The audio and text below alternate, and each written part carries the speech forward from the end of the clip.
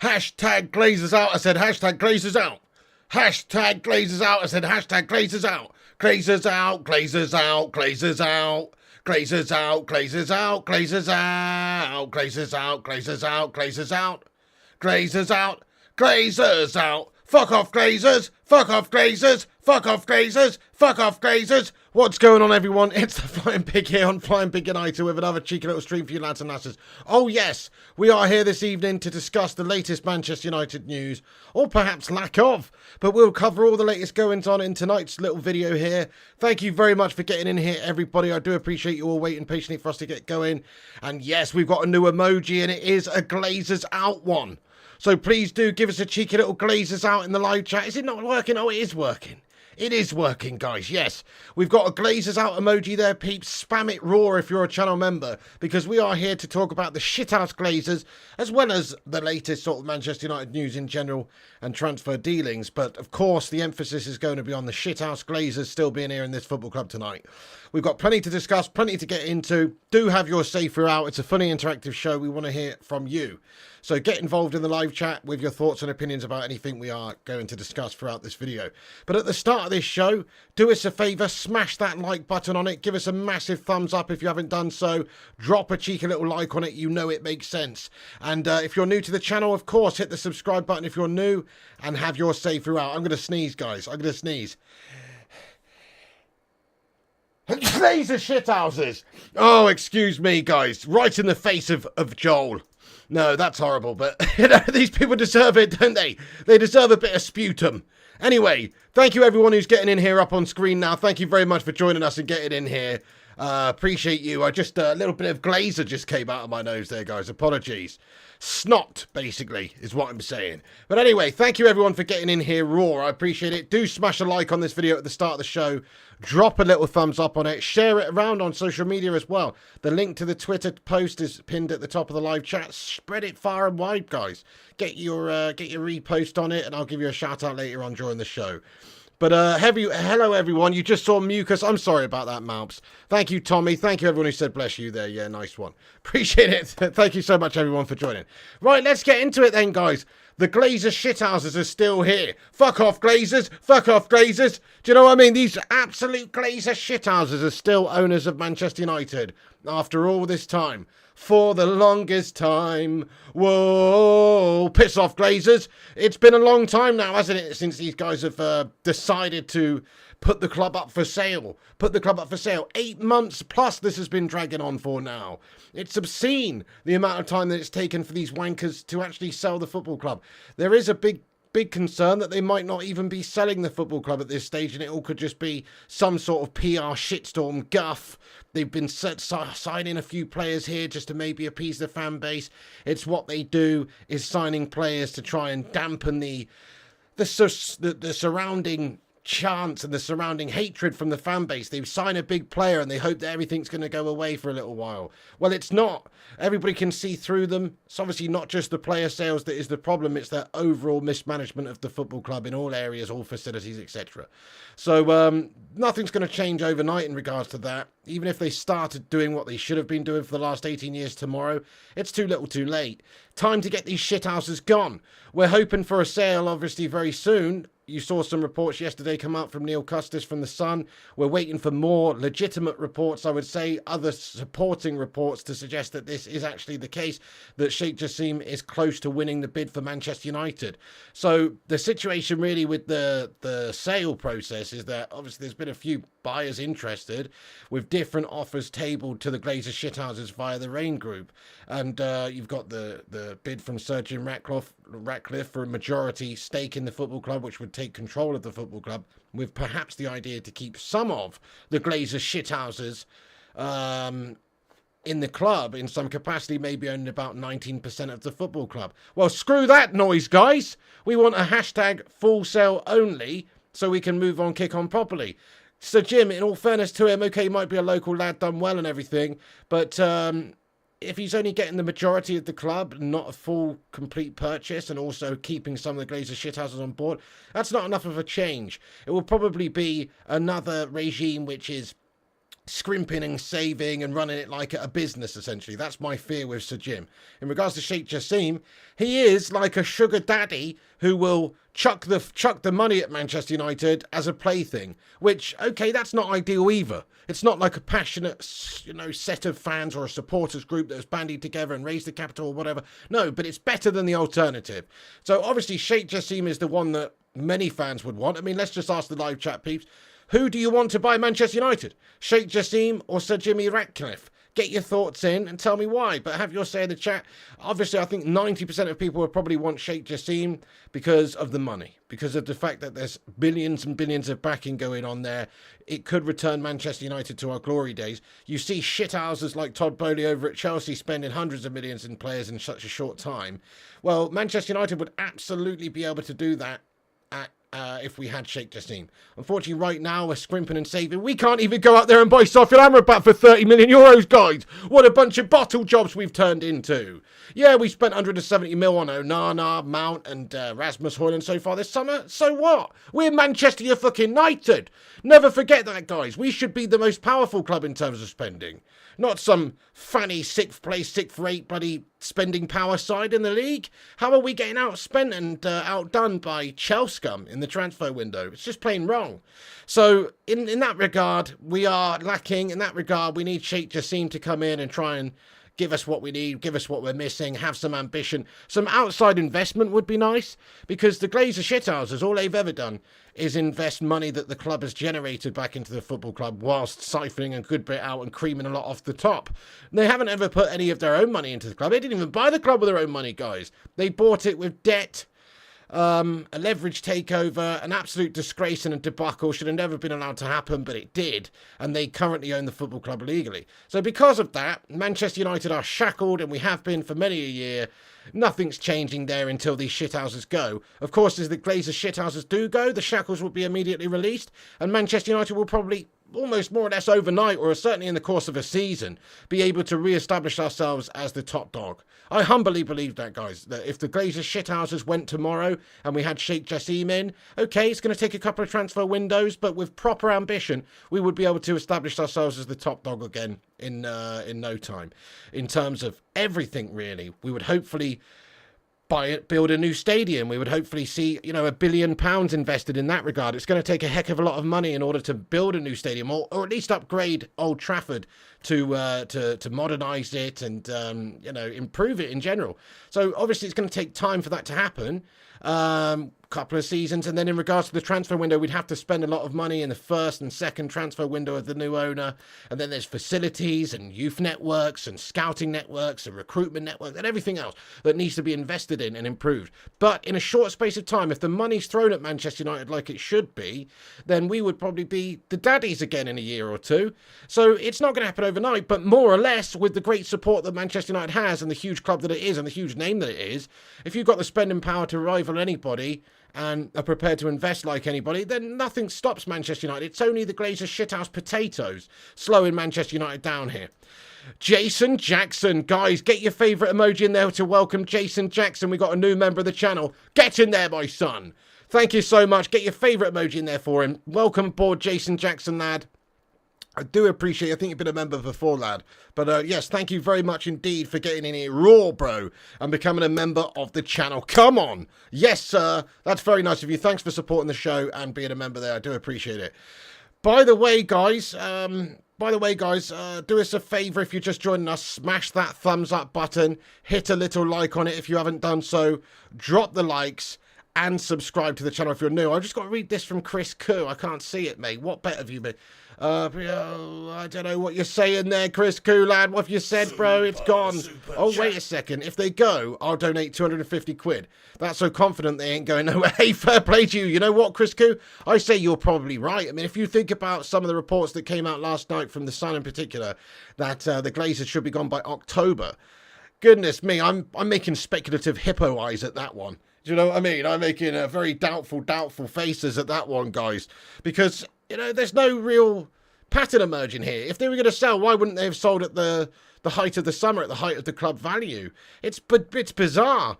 So, yeah, and why would they have spent so much money, but not enough? It's not like they're setting up you know, the club for the new owners coming in and they've had an agreement or an understanding that they would invest heavily in this window. Because if they had, then they'd have done more than what they've done now. This is just another classic Glazer shithouse transfer window so far. So it is bizarre, and I'm with you. I do think it's kind of doubtful that it'll be done by October. But let's ask the live chat, guys, yes or no? Will Manchester United be sold by October 2023? Yes or no? Let's ask the live chat there real quick. We have got, well, it's actually an old camera there, prod by Palmarius. What's going on, Palmarius, lad? Yeah, it's an old camera, mate, but I've just dug it out and set it up. What do you reckon, guys? Smash a 1 if you think it's better than the other one. Smash a 2 if it's not. I mean, to be fair, it's less, it's not as bright and colourful, but it is less, what's the word? Less sort of, patchy. Do you know what I mean? So there's this other camera here as well, which is more colourful, but then there's all sorts of stuff going on in the background, which I don't like. Anyway, I don't know. I'm just playing around with it at the moment. You prefer camera tubes as maps? Hey, fair play. Yeah, no, the other one's nicer colours and stuff. It's a work in progress. I'll see what's going on. I probably do need a new camera in general. Anyway, that's better, says Malps. Right, okay. It's fine, mate. Thank you, Hoopman. Right, okay, so anyway, lots of ones coming in the live chat. People saying that it will be sold by then. Philip says, who knows? Defo knows, says Mark. Lots of people saying no, yes, no, no, yes. You're saying no, Jonathan Gallagher. A lot of people not confident it will be done by then. So, yeah, okay, there may well be lots of reports coming out suggesting that that's the case. But I'm with the live chat, the majority of the live chat here, really, that says that, no, it probably won't be sold by then. Because I think if it was going to be sold in decent time, they'd have done it before the season started. Surely, that's what everybody would want. In fact, you would think that from a new owner's perspective, you don't really want to be taking the reins of Manchester United halfway through the season, after the Glazers shithouses have been able to impact and damage yet another campaign for Manchester United. You would want them to be gone so you can build in the summer transfer window. So I think, you know, the soonest maybe we could hope for would be by January, based on what's going on now. But there is still a chance that these wankers might actually not go at all, which is a big concern.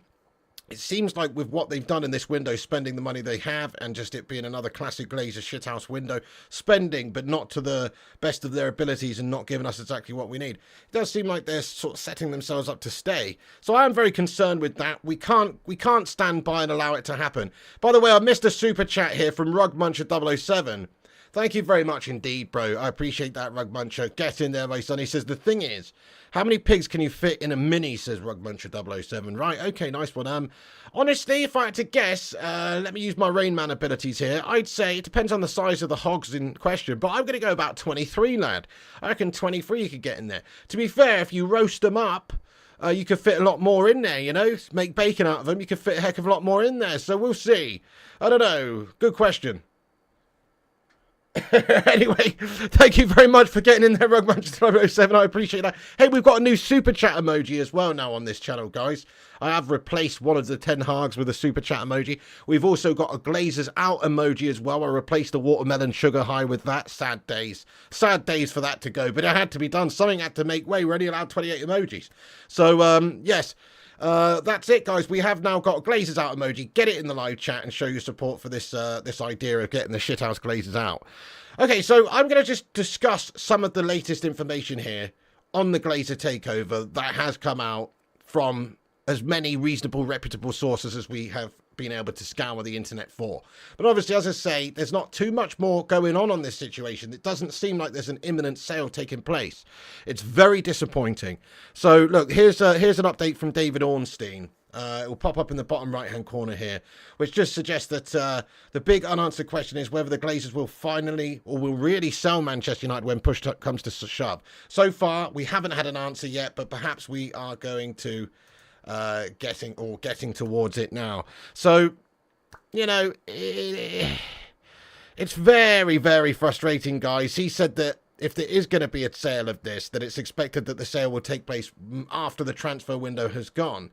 So I really don't believe that to be the case, but he has been quoted as speaking on Sky saying there was a consensus that the takeover will get a resolution after the transfer window. How long after the transfer window, though? Will it be a day, a week, a month, a year? How long after the transfer window? That's the thing. These wankers are still here, festering like a rancid turd in the hot sun at United. And as of right now, we still don't have any answers as to when they could potentially leave this club. So they are still here with the stranglehold of the club. They need to be kicked in the ghoulies and sent packing, don't they, really? Look, obviously, there is also reports from Mike Keegan, who has been a prominent voice on this whole topic all summer long. A lot of it guff sort of updates, etc. But he is one of the people that is being used as an actual source on this situation for whatever reason. As I've said many times, there's NDAs, non-disclosure agreements in place, which means that the potential buyers such as Sheikh Jassim, Sir Jim Ratcliffe and co cannot talk about this and divulge information as to the sale process and what's going on. So I would say this with a big caveat that nobody truly knows exactly what is going on at Manchester United in regards to the sale. That's it. I mean, maybe a few select people in an inner circle for these two bidders that have taken place, but really nobody truly knows what's happening other than the people involved there, and they're not allowed to talk about it. So, you know, okay, there's a lot of different reports coming out, but in terms of is it speculative? I think it's all speculative. I do think it's all speculative in regards to whether or not there's going to be a sale, when there's going to be a sale, whether or not the Glazers are staying or go.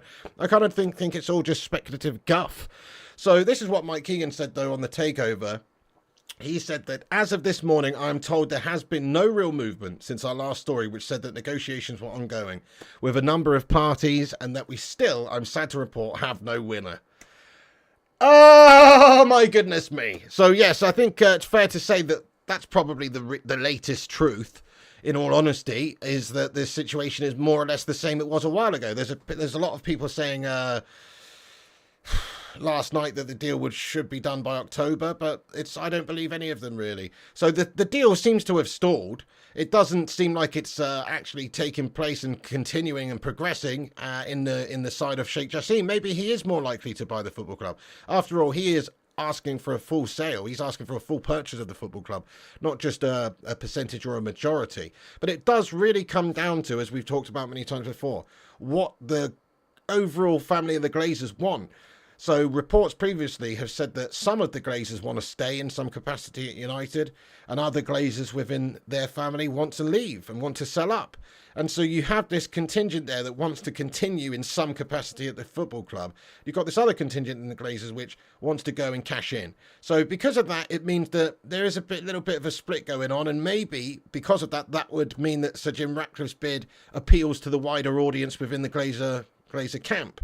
Possibly, because they all can get a payday. The ones who want to go can go, and the ones who want to stay can stay in some capacity if Sheikh Jassim's only purchasing, say, 51% of the football club. So that's my concern, is that it might be a case like that where they're favouring some of the Glazers staying and some of the Glazers going. But obviously the best scenario would be if Sheikh Jassim was to buy the club in its totality and get rid of all of the Glazer shithouses involved, and then we've got 100% ownership. Then he's going to be prepared to spend and invest heavily in Manchester United and get us back to where we need to be in every department of the football club. The playing staff, the coaching staff, you know, everything needs investment. The women's side. I mean, they spent 7-8 million, whatever it is, on a Kazi, on a bloody bucket or whatever, for some women's facility, so they didn't have to run half a mile down the road to change a fucking tampon or whatnot. And, you know, they've put some facilities in there. Big fucking whoop, guys, you know, big whoop. So they've got to do more. They have to do a lot more than what the hell is currently going on right now. It's a fucking disgrace and a nonsense. Roy Keane would be throwing punches at them if he could. Very, very disappointed. We've got another super chat here, by the way. Thank you so much for getting in here with your thoughts, Chloe Jenkins. Thank you. Says, I'm worried about the Saudis joining the Champions League. More revenue might tempt them to stay, says Chloe Jenkins.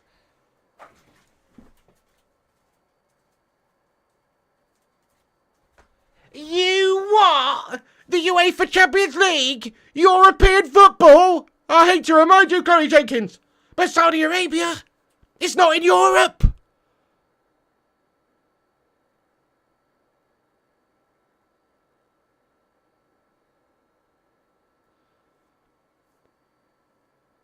That's never going to happen, Chloe Jenkins.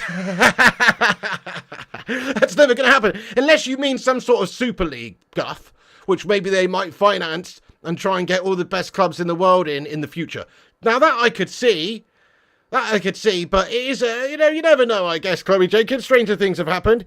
As I've said many times on this channel, money talks and bullshit walks. If you've got the cash, maybe you can get involved.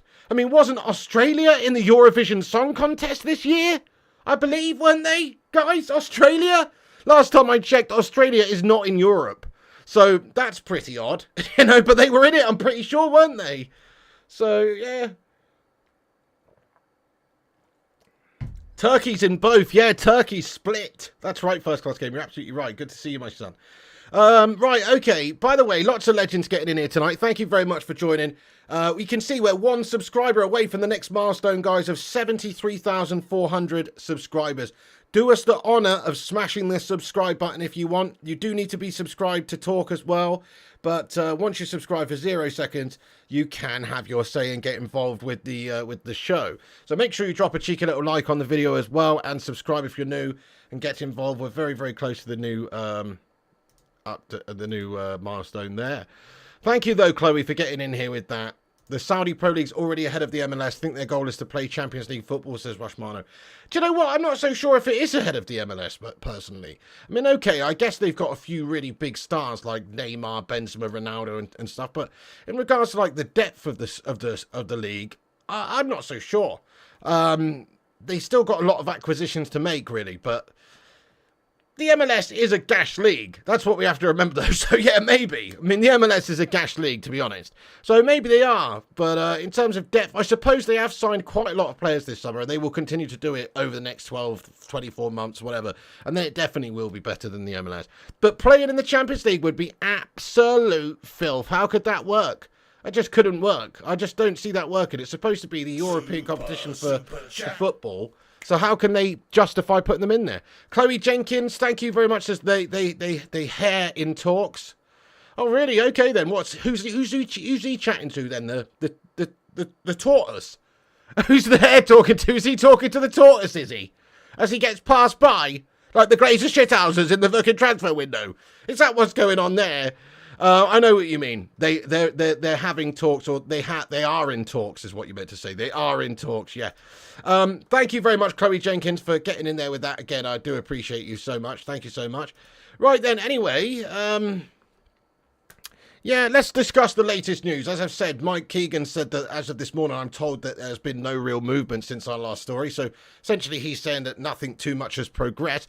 There were some reports coming out last night from irreputable sources suggesting that it was progressing and that Sheikh Jassim was on the verge of winning. And there's been so many times over this last couple of months where there's been reports and maybe PR guff spewed from the club via certain sources that this deal is very, very close. I do wonder if maybe they're trying to increase share prices and things like that. It's quite possible. But it does look like, in my opinion, that the process is basically stalled at this moment in time. United is for sale for the right price, but the Glazers want to take their good time to get as much money as humanly possible out of this deal, so that they, so they're prepared to wait. They don't give a shit that us fans are desperate for them to leave. They will take their good time to get the most amount of money that they possibly can get. And there were some reports that came out a little while ago that suggested that because of the amount of money that Saudi Arabia is throwing around, that there's an understanding that maybe the worth of football clubs will increase in terms of value-wise markedly over the next couple of seasons, and so maybe it's the wrong time for the Glazers shithouses to sell, because in 2 or 3 years they might be to get 10 billion for the football club. So let's hope that that's not the case, and they've not been advised to keep hold of it for a couple of seasons because of what's happening with Saudi, and that there's so much money being thrown around that somebody might give them a much bigger, better offer in a few years' time once values in general in football go up. So I really, really hope that we see the back of them, but at this moment it's not looking too good that it will be anytime soon. Rugmuncher 007, thank you for the £10 super chat there, my son. Get in there, you beauty. Guys, get some love in there from Rugmuncher. He says, ever since the Scullets have owned the club, it's all been so monotonous and lethargic with transfers, so very frustrating compared to other clubs. Ballbag faces. Hey, well said there, Rugmuncher 007. Get some Glazers outs in there for him. Couldn't agree more, really. I mean, if you think about every window, we're always just lacking a little bit. Yeah, they have spent some money over the last few years. You can't deny that. Last summer, they spent like 220 mil. But they still left us short in certain key areas, and they didn't invest in January in a proper striker when we could have got one. We were in a position to maybe challenge for the league at that stage. Some people might laugh at that, but actually I think that's fair to say. At one point, we were in a dream of a title challenge, and if we'd have gone and invested heavily in January, we would have probably had a much better end to the season than we actually did. But because we didn't, we ended up with bloody Wout Smeghurst, the Dutch Frankenstein. going up there up top, but barely being able to score anything and having a complete nightmare. You know, and it's not even his fault. It's not Ten Hag's fault. It's just the fact that there's no budget for Manchester United there to go the whole hog and to actually get the players that's required to do the job in front of them. So yeah, I think you're right. Ever since then, the transfer windows really have been lacking. And we're desperately wanting for the players in this summer transfer window as well. We'll get onto a little bit of transfer news later, but just to touch on it briefly, I mean, yes, there's still a need to bring in a midfielder. There's still a need to bring in a striker, arguably another defender. We can't sell players like Maguire, McTominay, these guys. We pay them a lot of money. Martial, we pay them too much money. It's just poor management from the top down. It's the reason we can't get rid of a lot of these players. They've got it too cushy at Manchester United. They know they're onto a winner, getting their couple $100,000 a week to be shite, and it's hard to convince them to go anywhere. So it's like a clusterfuck at Manchester United. You can't sign the players and you can't sell the players for what they're worth and get the cash back together. And it's all down to their piss poor ownership and management generally from the top down. So yeah, there you go. It's pretty disappointing, but at this moment in time, the process seems to have stalled. Let's have a look at this report also. Thank you very much for that super chat, by the way. Remember, we will have a big Q&A at the end of this stream, so make sure you stick around for that. And drop a little like on this video as well. It does boost us up on the YouTube algorithm and helps. I know it's gash to say, but do smash that thumbs up button. It's free, and it only takes a second. That's all we ask is a cheeky little like. And share it around. Hit the retweet at the top of the live chat there. Give us a repost. We'll shout you out a bit later on. And smash the subscribe button if you're new, of course. Hit the thumbs up. Oh, yes. Right. So, look at this report. The Glazers have been warned about an intense backlash if they do not sell following bids from Sheikh, Jassim and Sir Jim Ratcliffe. That's fucking right, mate. Severe fucking backlash. That's true. Surely they should be getting a severe backlash, you know, from the fan base in general. Right now, the protests are taking place. There's going to be protests taking place. We'll get into a moment. But there should be some severe backlash from the fans after promised us 8 months ago that they're looking at ways to sell the football club, and it's now the season has started. We still haven't got what we want, and we are really struggling already at the start of the season, and it looks like another season of mediocre Glazer ownership and football at the club. That shouldn't be the case. We should have new owners in by now who are prepared to invest and take us back to where we belong, and that's only going to happen once those Glazer shithouses have sold. So very disappointing that they're still here, and yes, it does seem like there probably will be a big backlash from the fans if that's the case. And what I would encourage everyone to do really is just do what you can to protest the Glazer ownership. Now that goes for match-going fans. You can protest outside the stadium, you can protest inside the stadium, and you can also, you know, shout loudly, Glazers out during games, etc. I mean, do what you can. Placards, flags, colours, green and gold, all that sort of stuff that you can do to have your voice heard to some degree. Obviously, there's only so much you can do. So you've got stories of stewards taking Glazers out flags off of fans. You've got stories of, you know, Sky muting the Glazers out chants on their broadcasts and things like that. It's all an absolute joke.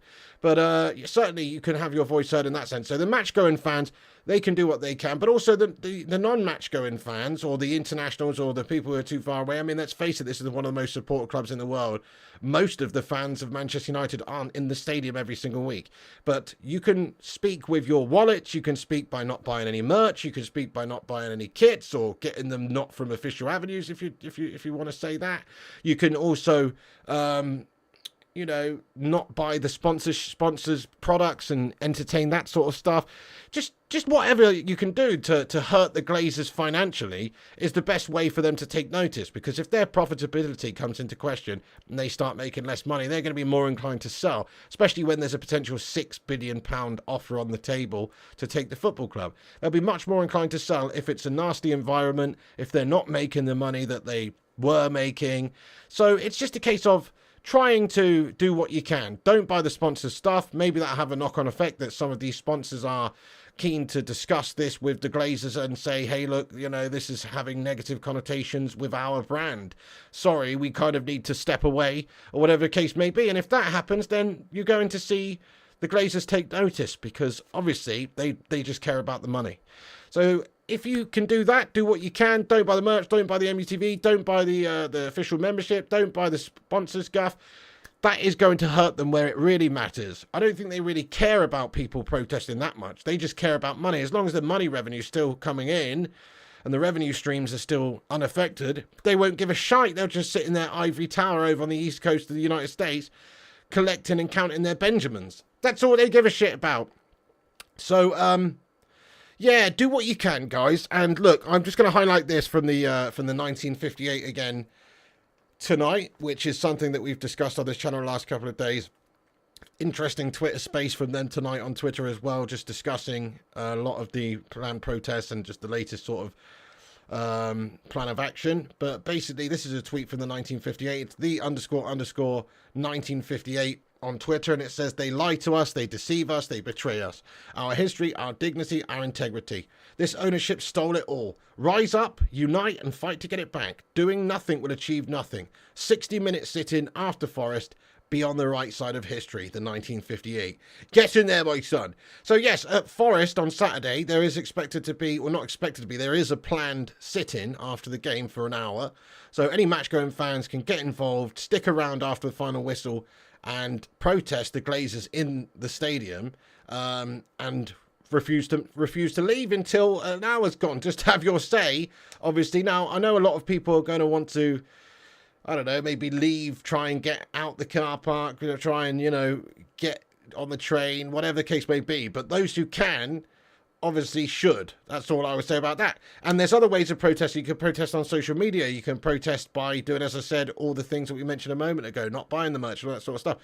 And sharing it around as well. If you can't go, then you can do what I'm doing, which is to inform people about it, to try and encourage people to protest the ownership, because we are not going to get what we want as fans while the Glazers are still here. We won't see Manchester United return to the promised land of winning Premier League titles and Champions Leagues while they're still here. In fact, all we're really expecting for them being here is just continued mediocrity at the football club, because that is the pattern that's repeated itself since they've been at the club. They're just lucky that they had Fergie for the first few years. But obviously now, since Fergie left, it's been an absolute repeating pattern of guff, and standards have slipped consistently over the years. And we will just be getting more of the same while they still have the stranglehold of the club. So protest if you can. Sit in against Forest 60 minutes after the final whistle, guys. Hang out with your wang out. Actually, no, don't get your wang out. But hang out with your flag out, maybe. You know what I mean? Hang out with your flag out and get your thoughts and opinions in, obviously, about the Glazers' ownership. So there you go. But the 1958, check them out on Twitter, the _ 1958. Please do what you can. Nice one. Yeah, so we'll see. There'll probably be significant backlash for these guys if they don't sell. I mean, it is known that Sheikh Jassim still really wants to buy the football club, and he's the one that most fans really do want. So look, here's Sky Sports News reporting that Sheikh Jassim still wants to buy Manchester United, but it's up to the Glazers to decide if they actually want to sell the club. This was an actual news headline on Sky Sports today, guys. Does that qualify as news these days? Sheikh Jassim still wants to buy Manchester United, but it's up to the Glazers to decide if they actually want to sell the football club. Fuck me! This is what could have been said 8 months ago in the first possible discussions about Sheikh Jassim buying the football club. So it is very disappointing that it hasn't got progressed to the point where, there's anything more to discuss. It is very, very disappointing. Okay, right, I'm going to get into the live chat for a few minutes and discuss the Glazers ownership with you guys. So we'll have a Q&A now about the Glazers, and then I will get in and cover some of the latest transfer news and dealings that the club have got going on at the moment in the latter part of the show. But I will just get into the live chat, hear your thoughts and opinions about anything we've discussed, and get your thoughts in, and also cover the latest sort of updates that are coming in here. Rushmano sent me a couple of things here, and Sky Cavo's reporting that senior figures at United are in the dark about what's happening with the takeover. They would welcome a conclusion to the process as soon as possible, and the Qatari bid has support within the club. So that's nice, isn't it? Yeah, I'm sure there's a lot of people in the football club that want the Glazers shithouses gone and feel like this football club is being shackled by them, to be honest. So I don't think it's a we saw pictures yesterday of staff handing out Glazers out leaflets and stuff like that, obviously on the sly. So I think that there's obviously a big contingent within the club that would feel like the Glazers are doing a bad job at United as well. Okay then, so let's get stuck into the live chat here. Get your thoughts in about this situation. We're just going to discuss the Glazers and the possible takeover news, etc. in this. Yeah, exactly, Daddy B. It's so frustrating, mate, isn't it? It just seems like there's a big delay. There's a big stall. We don't know if the Glazers are going or staying. It's an absolute debacle. Yep. Oh, I missed your super chat. Sorry, Colin Ralph. Let's go and try and find that, mate. Appreciate that one, dude. Let's go. I did miss it indeed. Thank you very much indeed for getting in there with a super chat. Let's get some raw emojis in there for him. Colin Ralph, he says, got the idea. If we all promise £250 each, I'm sure you'll find a way to get rid, says Colin Ralph. What's that all about now, Colin Ralph, bro? I don't know. Oh, you mean Chris Goose thing? Well, you know, I don't know if I'm going to be able to get rid of the Glazer shithouses, or if you mean, you know, we all bandy together and all put in 250 quid each and buy the football club. I don't really know. But, you know, they just want the most money they can possibly get. They don't even care where it comes from. That's the reality. But thank you very much, Colin Ralph, for getting in here with your thoughts and opinions. I do appreciate that. Get in there, you beauty. Probably is all a spin. Maybe this is stuff that's been leaked from the football club, essentially, to get the focus away from debacles like the whole Mason Greenwood situation and put the eyes on this whole Glazer chat again, just to take away some of the heat that's going on at the club at the moment. That's possible, isn't it? Yeah, definitely. Thank you, Chris Koo. Says that's interesting though, Pig. Hey, what's going on, Mr. Koo? Get in there, you beauty. Yes, indeed. The US Secretaries and Exchange Commission should step in and threaten with charges of market manipulation. Yeah, Montreal and MUFC is very bizarre, isn't it? Constant, seems like inflation going on of share prices and things like that. Constant reiterations of, oh, the sale's close. You see when that happens, when there is news reported about a potential completion of the deal being imminent, it does look like there's a big spike in share prices. And that's been going on all summer. And then it obviously drops again once everybody realises that it's not imminent, it's not coming soon. Yeah, you're absolutely right. It's a little bit dodgy. There's probably a lot of people out there who've either made a lot of money from this whole Man United, will it be sold, will it not be sold, or also lost a lot of money as well. So, I'm with you.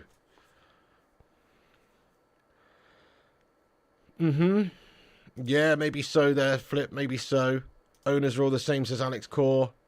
Yes, exactly. Fraud Sports says the worse the club does, the greater he seems, etc. Says Fraud Sports greed out. Yeah, absolutely, Fraud Sports greed out. I mean, certainly, you know, it's a disgrace and a nonsense. I know, Joshua Whitfield, it's an absolute disgrace, lad. Okay, yeah, I mean, I'm going to get, yeah, exactly, Timmy, it's a disgrace, isn't it, lad? Remember, they're going to look after their own kind of Americans. That's why we won't come after them, says Vincent Bullock. Well, that's it. They're not here to answer for their absolute debacle ownership, really, are they? Very rarely. Okay, so what I'm going to do now is I'm just going to crack on with the latest Manchester United news, and then we're going to get into a Q&A and discuss whatever you want. So we can talk more about the Glazers shithouse. I just wanted to give you the latest thoughts and opinions from myself and see what you guys are saying about it. But it does look to me like it's just stalled and there is no real news that's taking place in regards to the sale. We want the club to be sold as soon as possible, of course, but they're taking their good time because they know they can wait it out and get more money if needs be, and they don't care how long it takes. They just want the most amount of money as humanly possible. So I don't expect it to be anytime soon, but let's just hope it could be before the end of 2023. It would be ideal if it was much sooner than that, but, you know, look, it's taken 8 months just to get to this point where it's basically the same as the start. So I'm not holding my breath over it anyway. Okay, so let's get on with the rest of the transfer news and just general Manchester United news. So we do have, you know, an update on the behind the closed doors friendly that Manchester United played today against Burnley. They lost 3-0, guys. That's the report there anyway. We lost 3-0 apparently. Lost to Burnley in a behind-closed-doors match at Carrington today. Johnny Evans, Hannibal Mejbri, Alvaro Fernandez, Scott McTominay, Anthony Martial, Donny van der Beek for Kanopolitri all started. What a bunch of cash merchants! You know what I mean? So these guys put in the, I don't know, in the goldfish bowl for Ten Hag to have a look at. And they've all flopped around and failed miserably and got done by Burnley. These are players that should be fighting for their place in the first team, trying to impress the coach, and all they've done is flounder. What a bunch of melters. So that's some serious, decent players in there. I don't know the exact starting 11, but look, there's obviously a lot of first-teamers, potential first-teamers that are in there. People like Martial, Mejbri, Scotty McTominay, Donny, you know, all these guys are decent players. And I'm sorry, but Burnley wouldn't have put their first team out either because of upcoming fixtures. So you're talking about Manchester United losing 3-0 to Burnley's second string, essentially. I mean, what is that all about? Manchester United really struggling at the moment in all regards. Very much so. The only place we've not really been struggling is our home fixtures, I suppose. We have been getting the results at home. And actually, if we beat or don't even lose to Nottingham Forest at the weekend, Ten Hag can beat his own record of the most consecutive results not losing at Old Trafford in a row. Which is obviously great, but we need to improve our overall form everywhere. Away from home and just in general. And performances, even behind closed doors, are struggling at the moment. Yeah, like a bunch of magic carps, exactly first-class gamer. What we need is some fire-breathing Gyarados, mate. Absolutely, some dragon fire shit going on here. And instead, we've got a bunch of bloody floppers, a bunch of splashers. You know what I mean? It's a disgrace and a nonsense, mate. Zamiassi, welcome into the stream, Zane. How you getting on, bro? He says, banter aside, Manchester United fans deserve better. What happens if Varane moves to Saudi? Will Maguire step in? So there's got to be some sort of horrible undertone with you, doesn't there, Zane? It's like you're just setting us up to get wound up, mate. So the first bit's like, oh yeah, banter aside, Manchester United fans deserve better. But then you come in here with some raw, filthy banter saying, what happens if Varane moves to Saudi? Will Maguire step in? Varane's not going to move to Saudi, mate! Come on! We would be mad to lose one of our best defenders. Yeah, he's a bit of an injury-prone melter, but I tell you what, he's a cracking player when he's fit and available. We're not going to let him go. They could offer us a shit ton of money. It would be foolish for us to let him go this particular season, maybe in a year's time. But right now, no, he's definitely a Manchester United player. Plus, from all the accounts I've seen, he doesn't want to go anywhere. Certainly not the Saudi Arabian League. It's not a good enough league at the moment. Yeah, okay, maybe he's due a fat payday over there, whatever. Come on. He wants to be a success at Manchester United. He's not interested in the Saudi League, saying that's hearsay. That's hearsay, bullshit, rumours and guff from the rumour mill of guff. Will Maguire step in? Well, Maguire's already got a job at Manchester United to do, Zamiassi lad. He's helping out Norma in the canteen, knocking up sandwiches for the Red Cafe, mate, you know? He's already got a job to do at United. So we don't want to take him off the old sandwich duty, mate, because then we'd have to get a work experience lad in, and they might not be as adept at knocking up a cheese and onion bap. You know what I'm saying, lad? So you have to say that probably no, we don't want Maguire to step in for Raphael Varane because he's in his right position now doing what he should be doing on sandwich duty, and Varane's obviously a much better player and he's in the first team where he belongs, and he's not going to be going to Saudi Arabia, my son. Oh no. Zane, thank you for your absolute guff super chat there though, my son. Hey, we've got a super chat emoji now, guys. Get that in there for Zamiassi, and get a Frey Bentos emoji in there as well. Have a pie on me, Zane. You know what I'm saying? Nice one. Okay, right, let's crack on. So, yes, we lost a friendly against Burnley behind closed doors. We literally are having a mare at the minute. We do have a transfer update from Fabrizio Romano in regards to Brando Williams. Look, this is what is said about Brando Williams. Fabrizio says that negotiations between Ipswich Town and Manchester United for Brando Williams are advancing. Loan deal to include a buy option clause. Williams is in the list of players expected to leave Man United by the end of the window. Nice one. Okay, we might get a few million. We might get a little bit of cash, player off of our books, loan option with a option to buy. Big whoop. We're doing shite business. Where's the McTominay sale? Where's the Maguire sale? Where's the Donny sale? We can't do anything. Manchester United's incapable of getting decent money for players, and even when we do get offered decent money for players, either the players don't want to go, a la Slabby Maguire, complete lingering melter, or we don't want him. We don't want to sell them for a good amount of money, i.e. Scott McTominay, 30 million on the table from West Ham, and we turned it down. What a bunch of absolute losers in terms of our transfer dealings, getting rid of players. We could have got at least rid of Scott McTominay in this summer window.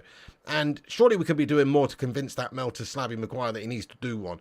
Yes, indeed. Thank you, Rushmano. We got 73.4k subs. Look at that, guys. Boom. Get your boom emojis and a 73.4 in the live chat. Come on. We've done it, baby. Oh, yes. We've got 73.4k subscribers on our way to 73,500. Tell you what, we're not that way away, not that far away now from 75,000. That's a serious milestone. That's 3/4 of the way to 100k. And that is serious, guys. So, yes, if you are new to the channel and want to have your say and get involved, we're on here daily and nightly with the United News. We cover all the latest information. Subscribe to the channel if you are new, and also drop a cheeky little like on it. Let's get 200 likes on this stream. Nice one. And click the bell icon. Thank you, Rajat. Appreciate you all for being subscribed to the channel. Nice, nice, nice.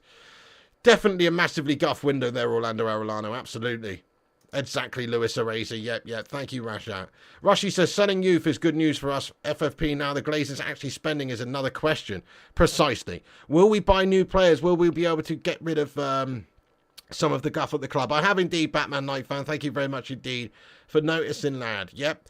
So we're expecting to get rid of some players still between now and the end of the window. We've got rid of Fred, Kova. I mean, we should be going out there and signing a player like Sofian Amrabat now, regardless of whether or not McTominay sold or Donny sold.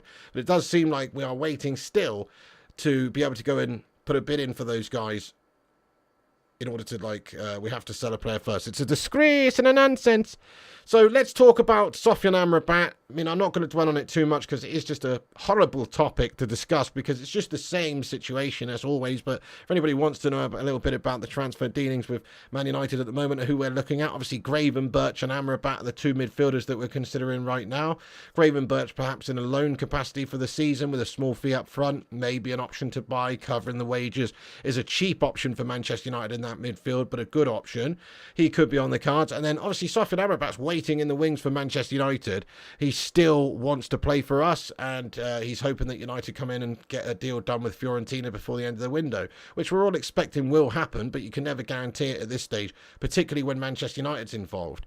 So, you know, Sofian Amrabat left out of their squad at the minute. He's not going to be playing for Fiorentina until his future is decided.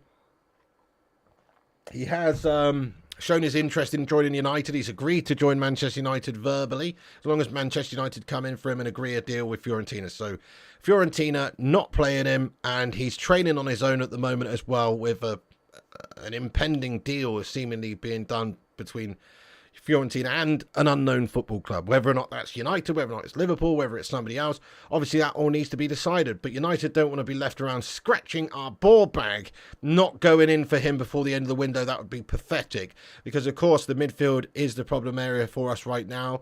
If you look at what we've got going on, Mason Mount's injured as well. And if he gets injured or one of our other players gets injured, we are really going to struggle in that position. McTominay's not the answer. Donny's not the answer. We need to get Sofian Amrabat in there and get him in quick. So, you know, Ten Hag still wants him, of course. That's the understanding, is that there's an express interest or an express request from Erik Ten Hag to the board at United to go and get Sofian Amrabat before the end of the window. Will we go and get him? That is the question. I'll ask the live chat, guys. Will we get the signing of Sofian Amrabat before the end of the window? Yes or no? Have your say. I would have. I'm sorry. I'll say yes still. I'll say yes. But look, we need to sell in order to buy, it looks like. It's so pathetic from our football club right now. Eventually, says Simon Warner. Yes, says Orlando. You don't know, says Trini Red Devil. We're mugging him off, says United 90. I know we've got him waiting there. And it seems like we might not even go and get him yet. It is quite bizarre. And then just on the other couple of positions we're looking at strengthening. Okay, look, Todibo is a target for Manchester United. So was Pavard, but he's going into Milan because obviously we've taken our good time to get any sort of deal done there. It's a joke. So he's going possibly, if you believe these reports coming out of France. But again, Man United probably, if we're going to sign a defender, need to sell Maguire. So still very much hinging on Maguire leaving this football club.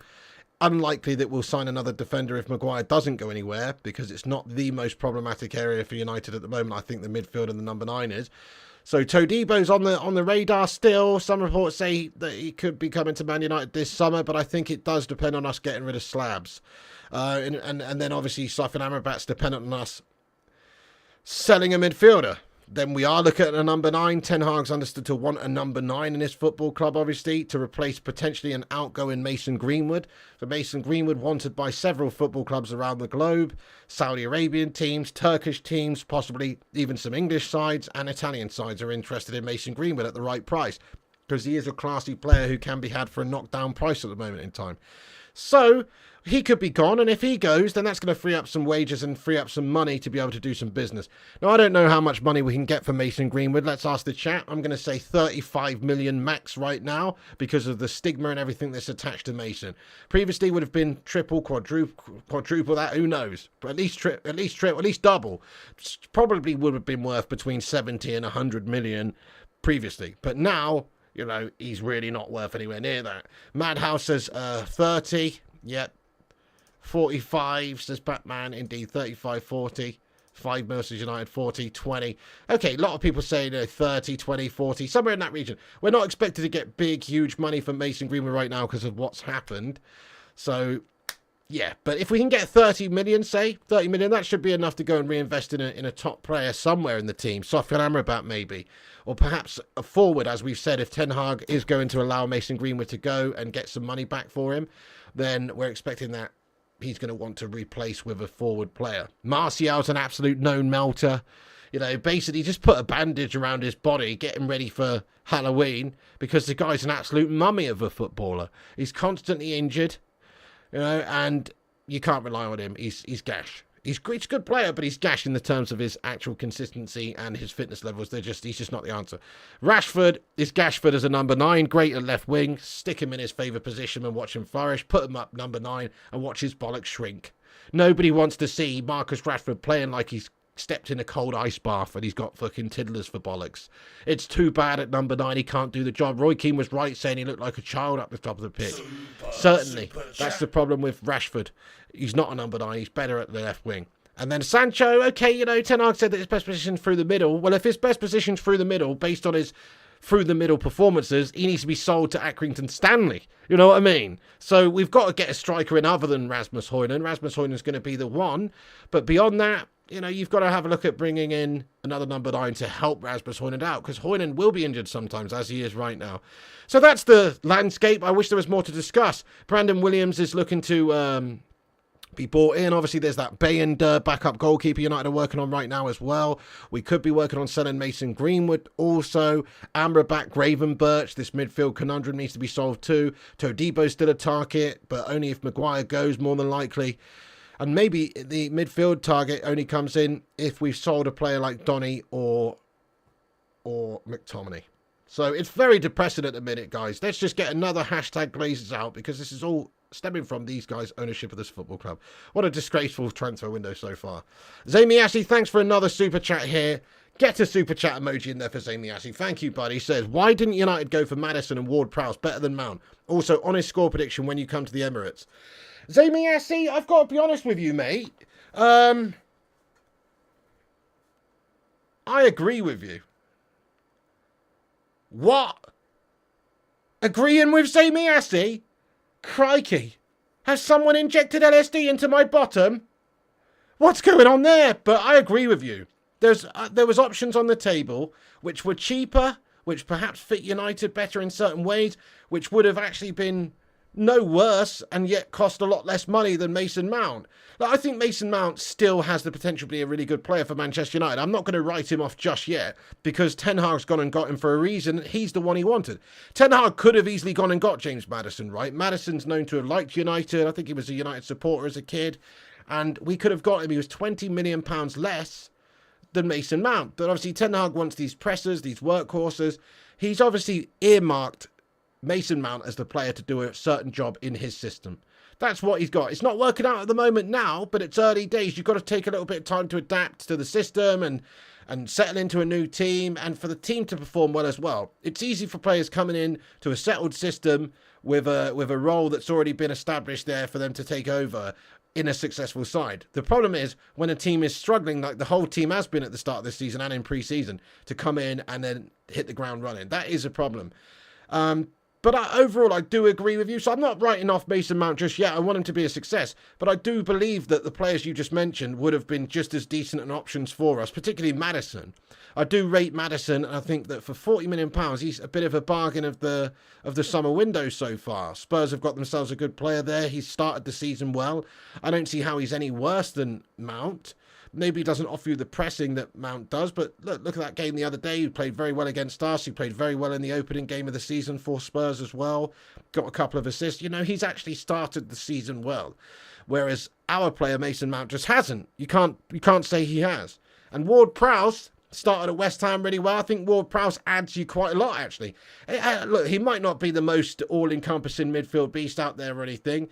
He's a solid midfielder, but he also adds extra dimensions and something different to your team, which is brilliant set pieces, great corners, great free kicks. You know, think about Ward-Prowse's free kick ability. I've talked about this at United for years now, that Man United haven't had a great set piece taker since, well, I guess Juan Mata was the last one, but before that, you need to go back. You know, there's people like David Beckham, obviously, which you look up to and say, that's what we need as a set piece taker. Somebody that you feel confident might rattle the back of the net once he gets a free kick in decent range. Do you know what? Unfortunately, when we get a free kick outside the box in a good position and Bruno steps up or Rashford steps up, yes, sometimes they're going to score. But I never feel overly confident these guys are going to bang one in. It's so rare that they do. Ward-Prowse, on the other hand, if he's got a free kick in a good area, you fancy him. That's the difference. So he adds you something different to your team, which would have been decent as well. So I agree, actually, Maddison and Ward-Prowse would have probably been just as decent in acquisitions as Mount, in different ways, obviously. Different ways, and it's horses for courses here. Ten Hag wants to do things in his own style.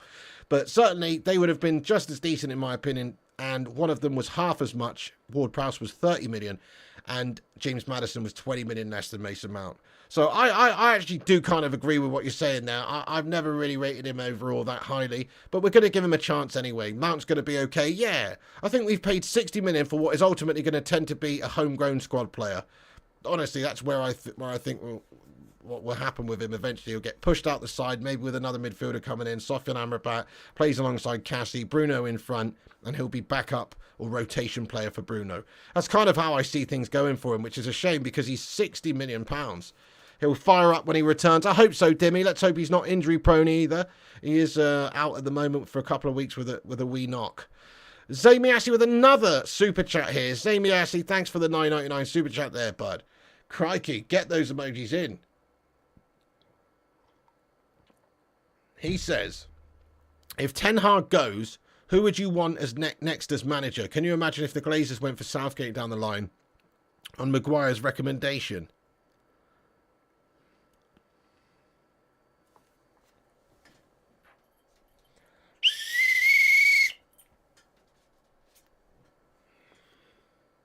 That's a yellow card for you, Zamiassi, mate. Don't ever put thoughts in my head about Gareth Southgate ever potentially managing Manchester United one day, ever, mate. I don't even want to think about it. I know it's a joke, mate.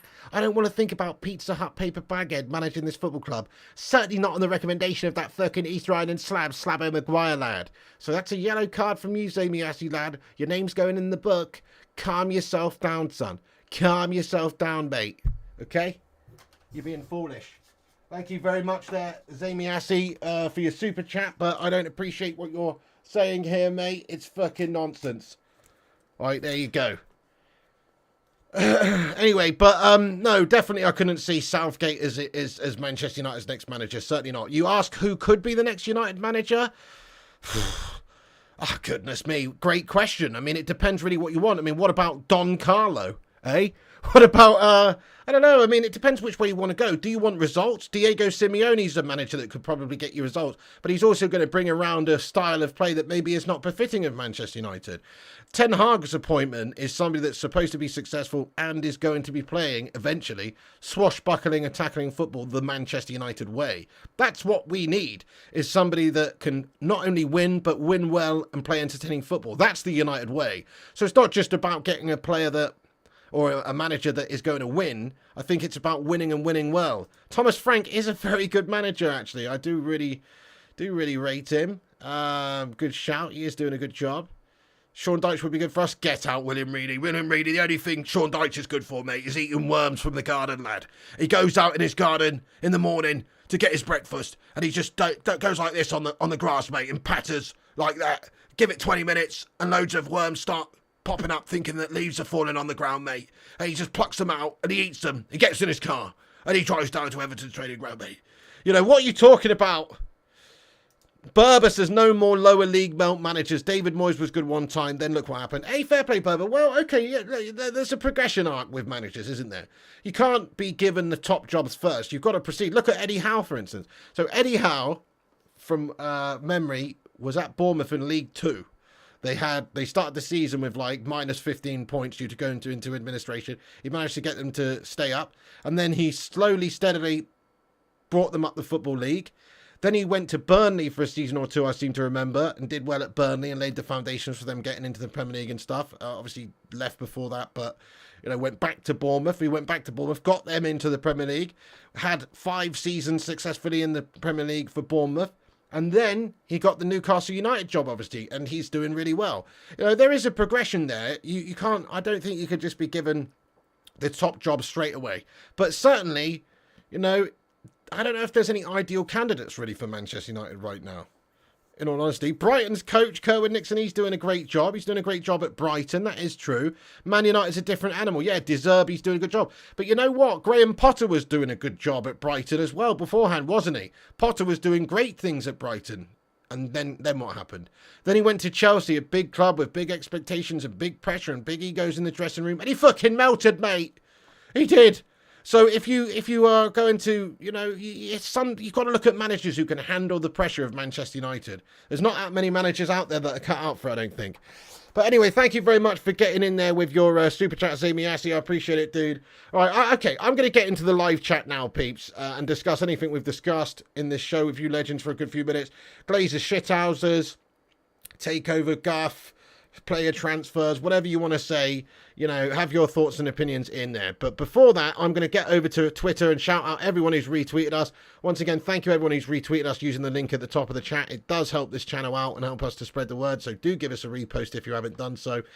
And have your say. It's a pleasure having you all in here as always. Make sure you drop your like on it as well on the vid before we get into the Q&A. We're trying to get 200 likes on this Takeover Guff video tonight.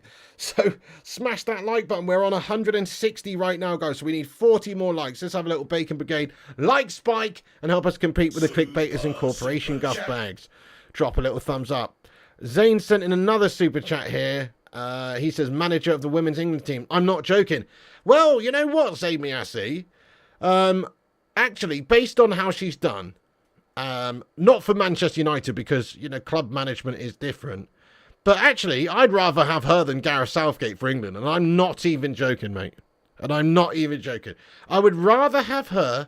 At least her team has heart and plays decent football and stuff and, has had some success. I'd rather have her than Gareth Southgate. Smash a 1 in the chat if you agree with me.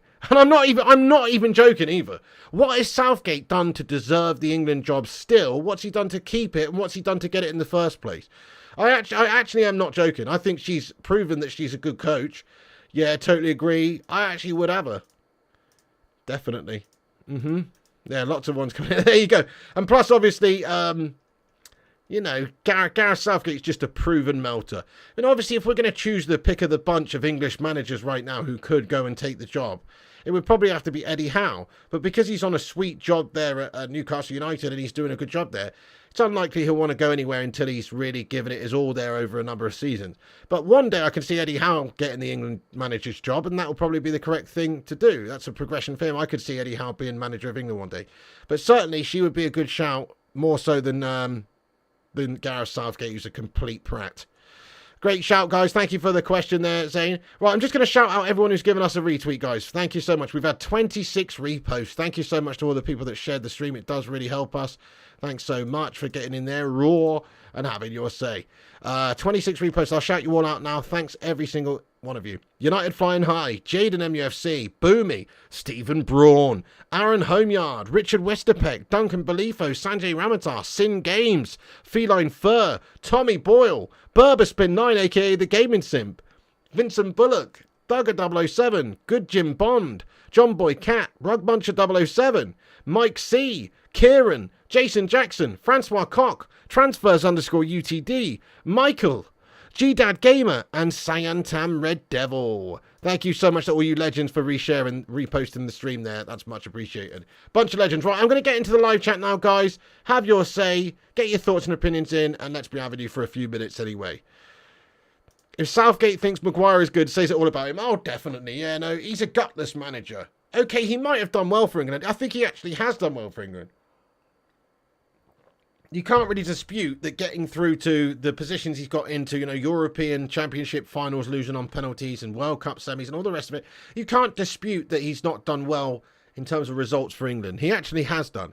But the way we've gone about it, kind of pathetic, kind of disappointing. And when it comes down to the crunch games, we always melt. He never really goes for it. Think about what he was doing in that final against Italy. We were just playing for a draw. And it was just such a gutless performance. We were playing for penalties. He's not a great manager who's a great winner or has bags of experience. It's miraculous he's got as much out in terms of his England players as he has done, to be honest. Gets in there, 0793, what's going on, says no thanks, totally different. Eddie ain't leaving. Exactly, that's what I'm saying. He's not going to leave, but in a few years' time I could see him being the England manager. I really can. But not now, obviously. Thank you, the Hoop Man. He says, drop a cheeky like and sub, folks. Thank you so much. Pratt Gates says, Fraud Sports.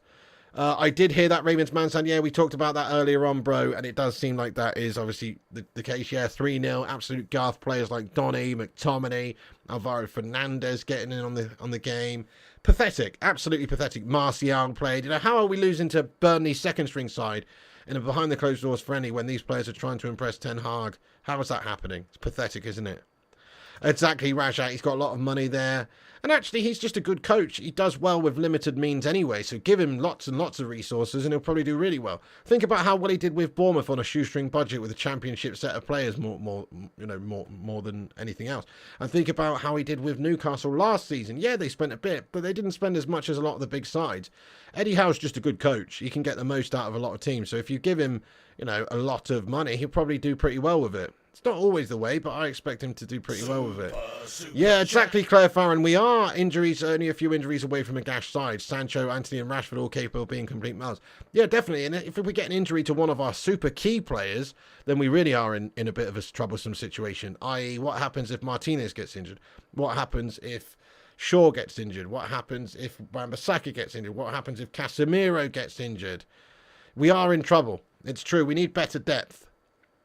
Sir Jummy says, Piggy is much better than the Glazers. If Piggy takes over United World Cup, will be much better. Thank you very much, bro.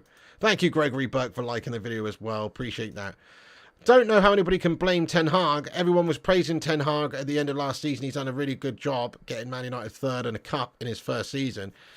Judge him at the end of this season, obviously, but he has spent money, and I guess because we haven't started the season brilliantly, people are scrutinising him. But actually, you've got to say that a lot of the players in the team need to man up and the owners need to give him all the players that he needs to do the job.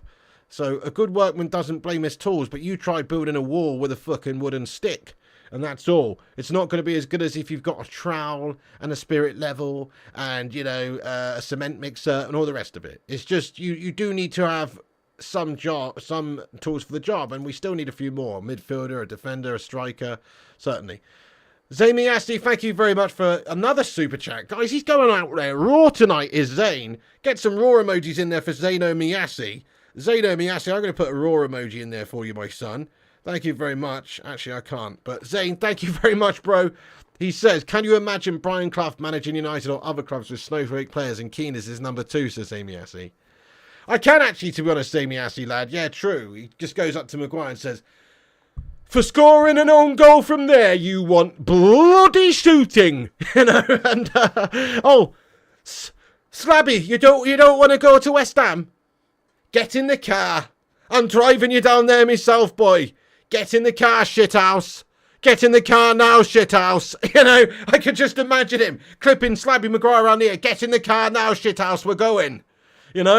Of course, I would love that, to be fair, but those days are gone, unfortunately. But love that, Zamiasi. Yeah, more sci-fi from Zamiasi. He does like to live in Cloud Cuckoo Land, this guy. And Roy Keane would be throwing punches at Slabo Maguire if he was on his team. He would let him on the coach. It's a disgrace and a nonsense. Cheers for that, Zano. Brian Clough should have been England manager. Yes, definitely, 100%.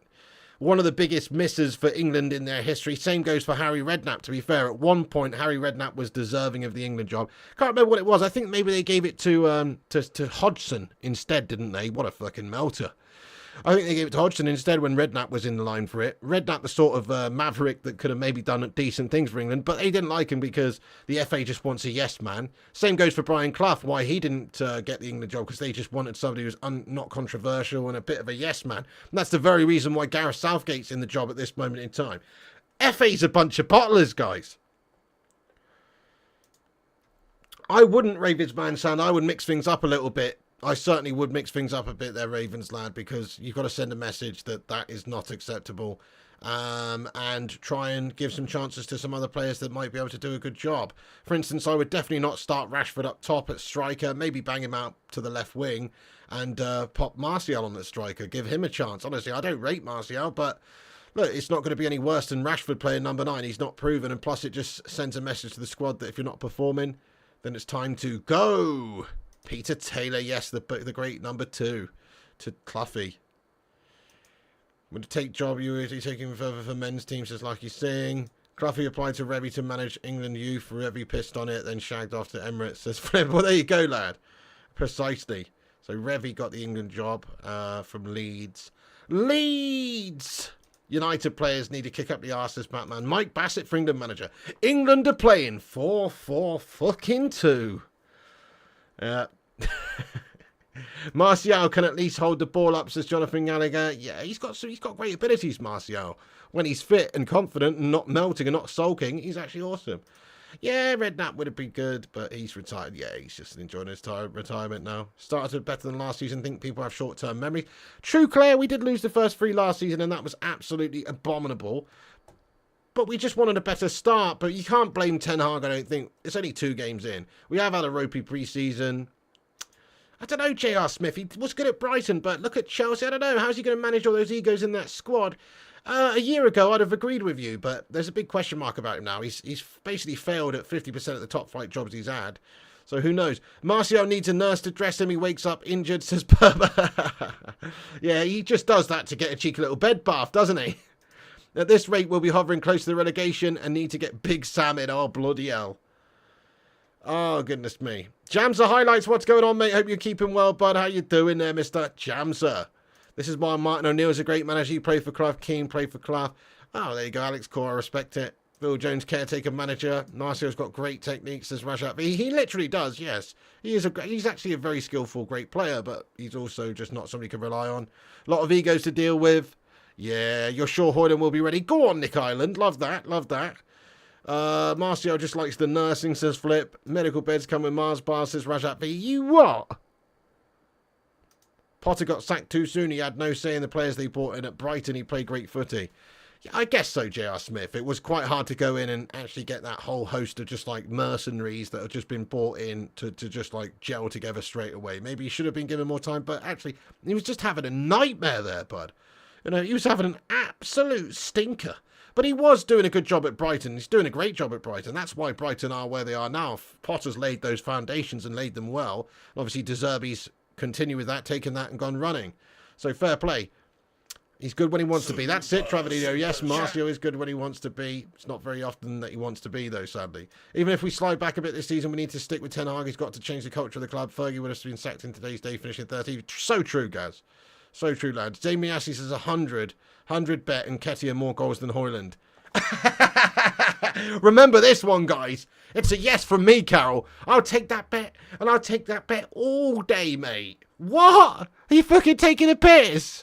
And Nketiah more goals than Hoyland. I'll take that bet, mate. 100%, mate. Thanks for the free money, bitch. Oh, why does Ten Hag not say Casemiro, Bruno and Mount instead of Lyons, says Jonathan Gallagher. You what? What's your problem, Jonathan? Why don't you say what you mean? The Mustard says, pop the like for the piggy. Thank you, the Mustard. You are the Mustard, sir. Get in there, my son. I appreciate that. Too much mustard gets up your nose. And Kessie missed 4 sitters. I'm definitely taking that bet.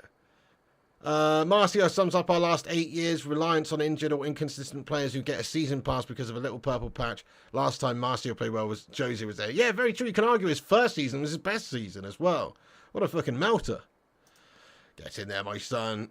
It's Hoyland. Yeah, you think you could score more than Hoyland? Claire Farron, it's a no from me, Carol. I don't think so. I'm going Højlund to score more. Are we talking league goals here? I guess we're talking league goals. Or, you know. You have faith in Tenjo. He's shrewd. Did you see the article about him speaking with young players he wants to train with first team? He's been very hands-on with the 21s. It seems he's liking what he's seen.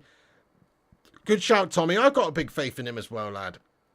Yeah, definitely. Jonathan Gallagher says Ten Hag should cut the bullshit saying Mount, Bruno, Casemiro work. Yeah, Jonathan Gallagher, you know what? You should also cut the bullshit, mate, and let Ten Hag do his freaking job. It's 2 games into the season, you hater.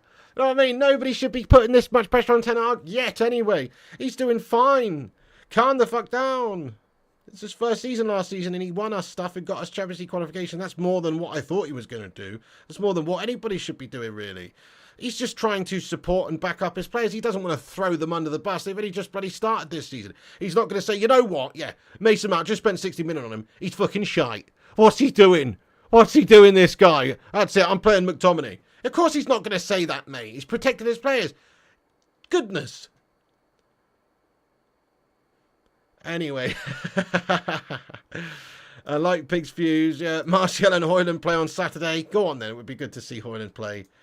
Rushy says you want him out, Jonathan Gallagher. Just admit it rather than pick holes. There you go. He wants Ten Hag out, yeah. He wants Ten Hag out and he wants Roy Keane as manager, this guy. Mason Gash says chocolate salty balls. Okay, then. Well, we'll see. Time will tell. Time will tell. Anyway, I've been on here for an hour and 16 minutes and I'm getting pissed off. So I'm going to pretty much wrap it up in a couple of minutes' time. We'll read a few more comments out. But yeah, keep smashing the likes, guys. Help us get to 200 likes. Smash the subscribe if you're new to the channel. We're on here daily and nightly with United News. We have smashed 73.4k subs. Great to see you all. Do hit the subscribe if you're new. Come back afterwards. Get your thoughts in about anything we've discussed in this particular video and have your say. Ryan says McTominay, Casemiro, double pivot, and Bruno in 10 is the best midfield we have right now. Well, with Mount injured, I guess that is true. It's sad but true. You know it's sad but true. Absolutely. Slabby won't appear if Onana is in goal as he's petrified of him. You'd like to see Roy Keane go into training with a sock full of soap. Go on, Berber lad. Yes, sirree. You were a disgusting slabhead, Slabby Maguire. Yeah, looks like you was right, Pig. We are still a bag of melts losing to West Ham. Yeah, 3-1 Drubber Nations jams, mate. Caicedo, 110 million. You what? Mugged off, mate. Yeah, great. I'd love to see it. Any updates on Maguire? Yeah, he's a shithouse. All these Ten Hag outmelts are fucking idiots, man. Oh, okay, cadets. Finally, we agree on something, mate. I'm with you. How can anybody be Ten Hag out right now? It's an abomination. Thank you, Ollie Khan. Well, I will do soon, mate. It grows. That's the thing. Anyway, right, I am going to basically wrap this up now. But thank you so much to everybody for getting in here. Oh, crikey there. That's rude. Chocolate soy balls, mate. Carabao Cup is for small teams. Even if Mount was fit, McTominay offers better balance than Mount. Mount might be a better player, but the team is better with McTominay. Give me an example of that, because I've been watching him for the last 4 years, and when McTominay plays, the team looks shite. So I'm not so sure I agree with you there. In fact, I definitely don't. But you're entitled to your opinion, Ryan, even if it's wrong. Thank you, Travis. I appreciate you, dude. Thank you, everyone, for getting in here and having your say. Please do come back, have your say. Drop a like before you go. Help us get to 200. Smash the subscribe. Click the bell icon for notifications. We'll be back tomorrow with the latest news, guys. Oh, yes. Thank you so much. Oh, okay. Nice one, Sing Games. Thank you, brother. That's awesome, dude. Get in there raw. Appreciate that. Thanks for the help, man. You're an absolute don. Yes, Frey Bentos time. Right, guys. Get your Glazers out emojis to end on like Don Berber here. Once again, shout out to all the moderators in blue and Rushmano for sending us updates throughout, and all the legends of the channel here in green who support the channel by being members. So thanks to all the members for supporting the show. Get your emojis in there to suggest to the Glazer shithouses to go. We have got a new Glazers out emoji. Use it proudly, my friends. Protest, Glazers out, sit in at the Forest game on Saturday. Do what you can as well, even if you can't go. Spread the word. Hashtag Glazers out. That's it from me, guys. Come back afterwards. Have your say in the not live comment section. Keep it going there. And we will obviously be back tomorrow in the afternoon with more streaming action with all the latest transfer news. Hopefully there is some transfer news and stuff to discuss. But as far as the sale goes, I'm not holding my breath on it, peeps. We've discussed it for the first half an hour of this video. If you missed it, go back and watch it. There's the latest info on the sale.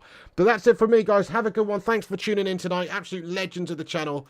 Big love to you all. And I really do appreciate it. That's it from me. Thank you for watching, and I'll see you tomorrow, guys. Have a great night. You can follow us on Instagram, Facebook, Twitter, TikTok, Twitch, and Kick. All the links are in the description down below. Check out the website, flyingpigunited.com, and have yourself a cracking evening. See you tomorrow, guys. Thanks for tuning in, and take it easy. And remember, when the seagulls follow the trawler, this is because they think sardines will be thrown into the sea. Thank you very much.